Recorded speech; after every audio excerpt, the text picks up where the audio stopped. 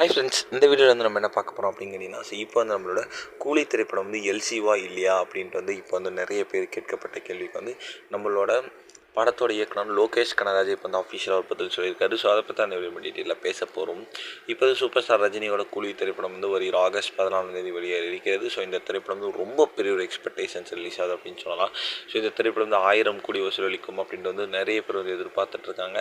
So வந்து and இதை வந்து லேட்டஸ்ட்டாக லோகேஷ்ட கேட்கும்போது வந்து நான் வந்து இந்த திரைப்படம் வந்து 1000 கோடி அடிக்க வேண்டும் அப்படின்றதுக்காகலாம் எடுக்கலை அப்படின்ட்டு வந்து அவரும் பதில் சொல்லிட்டாரு. அண்ட் அந்த லேட்டஸ்ட்டான இன்டர்வியூவில் வந்து நிறைய கேட்கப்பட்ட கேள்விக்கு இந்த திரைப்படம் வந்து எல்சிவா, கமலஹாசன் வந்து கெஸ்ட் ரோலில் நடிக்கிறாரா, அவர் இருக்காரா, இவர் இருக்கான்னு கேட்கப்பட்ட கேள்விக்கு நம்ம லோகேஷ் கனகராஜ் வந்து விக்ரம் திரைப்படத்தில் ரஜினி சாரால் நடிக்க முடியாது, அதேமாரி கூலி திரைப்படத்தில் கமல் சாரால் நடிக்க முடியாது. அது கமல் சாருக்கு எழுதின கதை, இது வந்து ரஜினி சாருக்கு எழுதின கதை.